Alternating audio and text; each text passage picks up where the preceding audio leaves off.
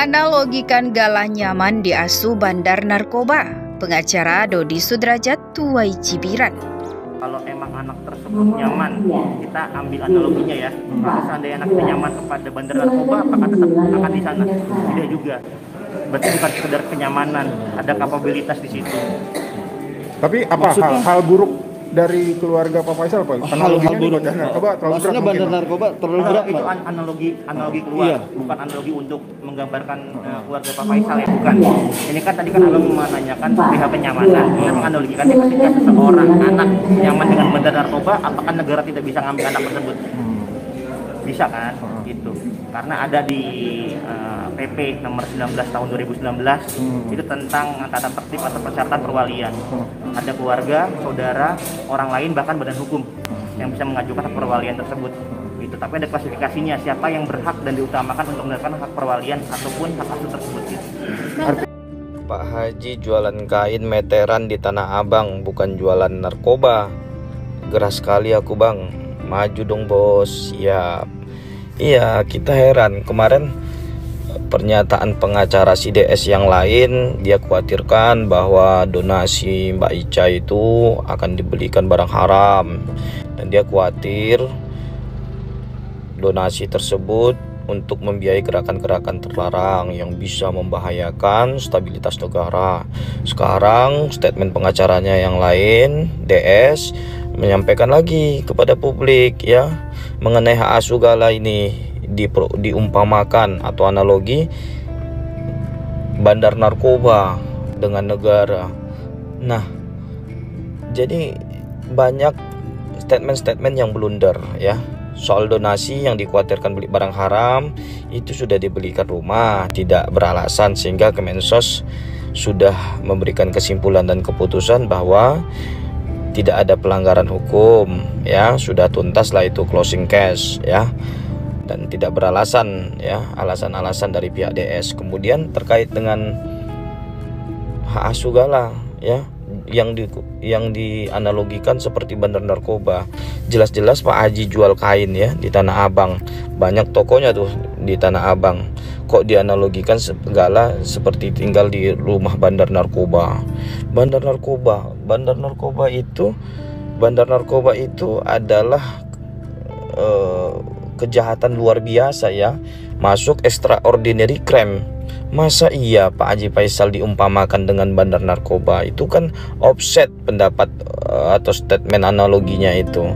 Jadi saya pikir sudahilah ya. Jadi jangan membuat gaduh terus, statement-statementnya ya dipikirkan sebelum berbicara. Analoginya jangan berlebihan, offset itu. Pak Haji jual kain diumpamakan jual narkoba, kan ngeri kita dengarnya. Dan narkoba ini kejahatan luar biasa loh, bukan kejahatan biasa itu, bukan kejahatan konvensional, itu kejahatan extraordinary crime.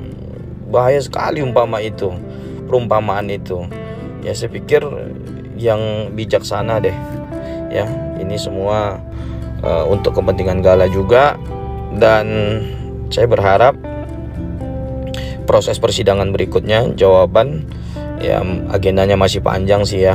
Saya berharap masih ada peluang untuk para pihak ini ya, Pak DS untuk terketuk hatinya, berdamai dengan hatinya, dan kemudian semuanya ini bisa selesai dengan baik.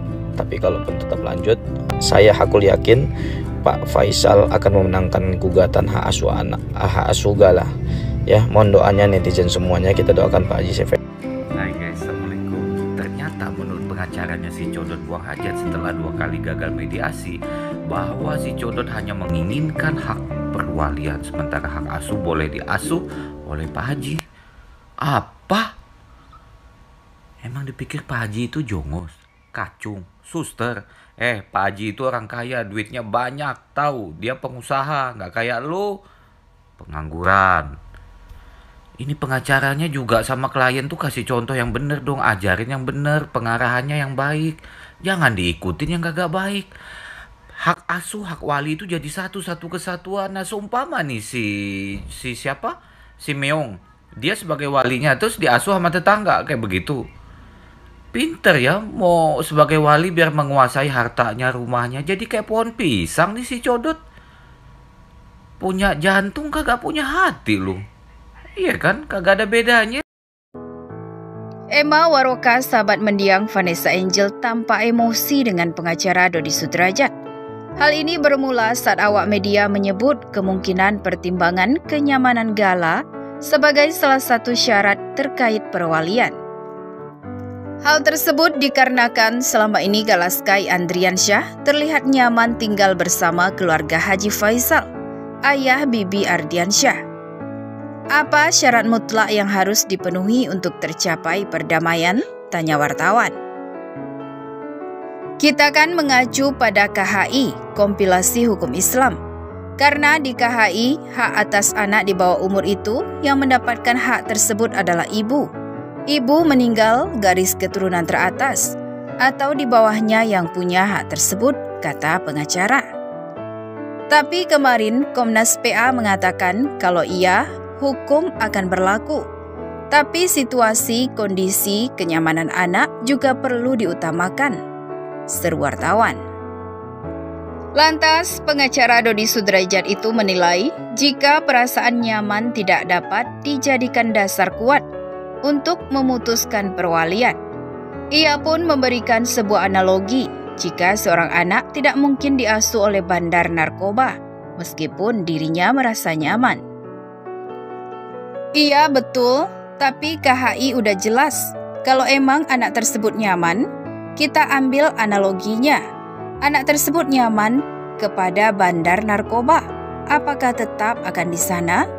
Diasuh sang bandar? Tidak juga, ada kapabilitas di situ. Tidak hanya kenyamanan, ucap sang pengacara.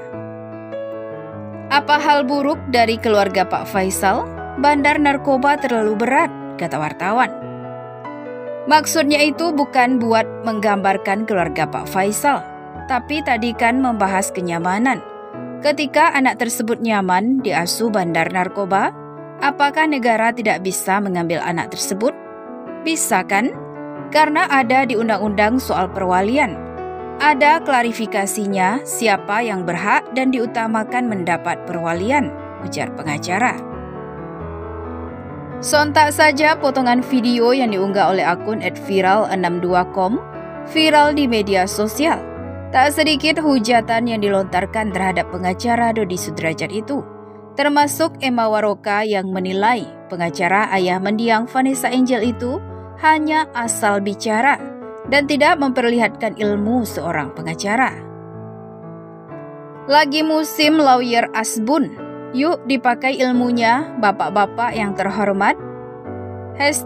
#tim Mama Gala Online, tulis Emma Waroka di Instagram story miliknya.